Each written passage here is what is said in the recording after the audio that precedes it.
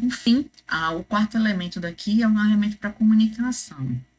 São os barramentos, certo? Esse barramento e toda essa parte de comunicação com os outros dispositivos. Quem já viu uma placa-mãe aberta, vocês conseguem ver alguns cabos lá, um cabo que era bem conhecido, que era o cabo flat, para trabalhar tanto com CD, DVD, como o HD. Aquilo dali são barramentos, estão considerados como barramentos. E dentro da minha própria placa-mãe, eu tenho um barramento também trabalhando lá. Esse barramento, o ônibus, ou o que você quiser chamar, ele é um caminho de dado comum que interconecta vários dispositivos. E esses dispositivos conectados ao meu processador também. Tá? Nesses barramentos eu vou trafegar dados, instruções de controle e endereços para saber qual o dispositivo que eu estou querendo utilizar, certo? Ele também vai ser caracterizado por quanto de dado ele consegue consegue trafegar e quão rápido ele consegue repassar essa informação. Aqui estão alguns exemplos de umas interfaces de barramentos internos, certo? Que é a interface do IDE, o ISA, PCI, AGP, CCSI, tá? Que são alguns dos barramentos mais conhecidos internamente para conexão de HD, de SSD, de placa de memória, certo? Entre outros. Os barramentos externos, eles são normalmente conhecidos pelo nome da porta que eu conecto. Então, um barramento USB, certo? Que é essa porta dele, USB, que ele vai trabalhar com um barramento serial. Aqui está uma outra, que é o do VGA, certo? Para comunicação. Tenho a entrada do HDMI, então, um barramento HDMI, daqui, um barramento de rede, entre outros barramentos que vocês vão reconhecer. O USB, esse barramento principal, ele é um Universal Serial Bus, ele veio para ser um padrão de comunicação entre os meus dispositivos. Antigamente, não sei se vocês já pegaram, vocês são mais novos, mas eu tinha, por exemplo, alguns equipamentos que ele se comunicava através de uma porta serial, ou a impressora era através de uma porta paralela. Cada um dispositivo ele tinha um padrão de conexão. Aí, para unificar isso, foi criado o padrão USB, lá em 1996, com o meu primeiro padrão aqui, certo? Onde, além da comunicação ser rápida, eu tinha um padrão para os dispositivos, seria mais fácil de eu ter a ideia do plug and play de conectar e funcionar, como também conseguir colocar mais de um elemento. Por exemplo, ele aceitava até 127 dispositivos. Se eu tivesse um hub de USBs, eu conseguiria colocar até 127 dispositivos através de uma única porta USB para o meu computador.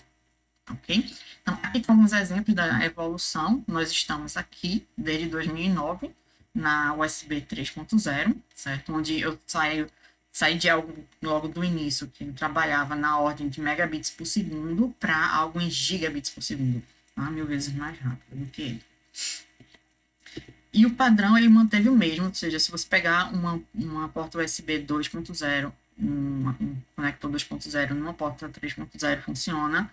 O inverso também funciona. A única questão de diferença é que aqui é mais rápido, o 3.0 é mais rápido. Se você conectar no 2.0, não vai ter aquela velocidade da 3.0. Tá? Ele vai estar limitado para a velocidade que a 2.0 trabalha.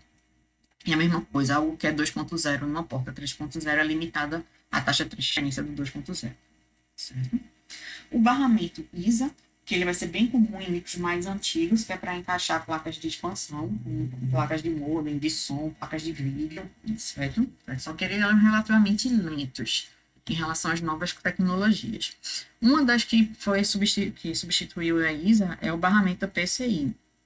Ele vai ser mais comum para trabalhar com esses mesmos elementos de armazenamento. Os barramentos AGP, ele é dedicado para placas de vídeo, certo? E outros. O CSSI, ele é muito usado ainda para servidores de empresa e trabalham ainda com unidade de fita para armazenamento de informações, tá? Backup de informações, então ele é utilizado muito para isso. E todos esses elementos eles vão estar conectados dentro de uma placa. A gente chama de placa-mãe, o mainboard, o motherboard. Essa placa é uma placa de circuito impresso que serve como instalação e comunicação dos componentes de um computador. Tá? Tanto o processador, como a memória, como os discos, a fonte de alimentação, essas placas extras, ou seja, os acessos a dispositivos externos, eles todos vão estar dentro, configurados dentro dessa possibilidade de uma placa-mãe. Que ela pode ser on-board ou off-board. On-board é todos os periféricos, eles já estão integrados na placa-mãe, e o off-board, eu tenho meus periféricos podendo ser adicionados, eles são externos à minha definição inicial da minha placa-mãe. Tá? Aqui é uma placa-mãe um pouco mais próxima para a visualização de vocês.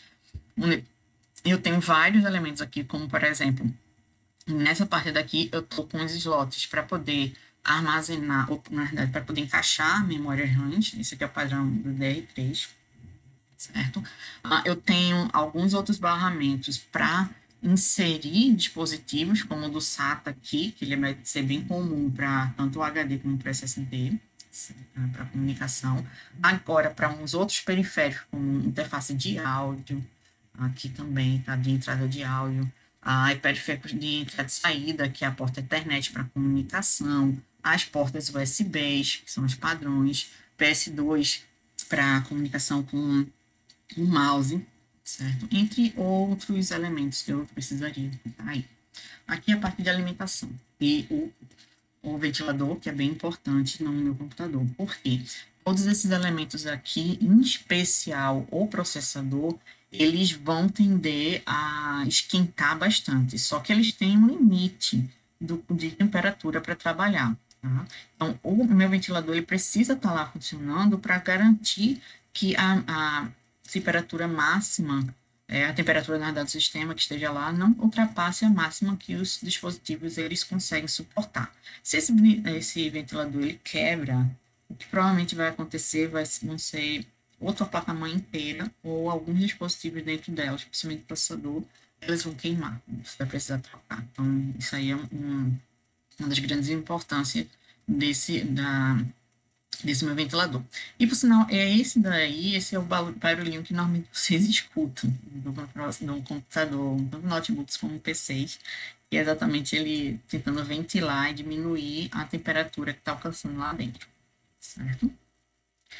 Visto todas essas informações, quais são os fatores mais importantes para a escolha, então, do meu computador?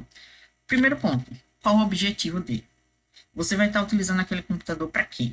Para tarefas básicas, como editar documentos, editar algumas apresentações no PowerPointzinho, umas ferramentas, navegar, coisas simples na internet. Se é isso, eu não preciso nem tanto processamento, nem tanta memória, tá? Talvez um armazenamento maior, se eu estou guardando muitos dados. Okay? Se eu estou trabalhando com jogos ele pede um poder de processamento forte e especialmente uma placa de vídeo grande, boa, certo? Então, na parte de jogos, como a informação que está sendo processada ela é muito pesada em determinados momentos, exatamente como as minhas placas gráficas também, como acontece com essas placas gráficas, eu preciso ter uma memória muito boa e um processador também razoável, certo? Mas nos dois casos, o mais interessante é eu ter um processador extra, ou seja, minha placa de vídeo, tá? Que é um processador também, a área de processamento, e bastante memória RAM. Okay? O processador, para escolha, eu tenho que checar a quantidade de número de cores, tá? De núcleos que ele tem, qual é o processamento, qual é a questão do desempenho dele com relação ao clock dentro de cada um desses cores. Okay? E quanto de cache tem. Então, se eu tenho uns processadores mais ou menos no mesmo preço, um que trabalhe com, sei lá, 2K de cache, outro de 4K de cache, de preferência de 4K, mesmo que o clock dele seja um pouquinho menor, certo? É mais interessante ter esse tipo de memória mais rápida.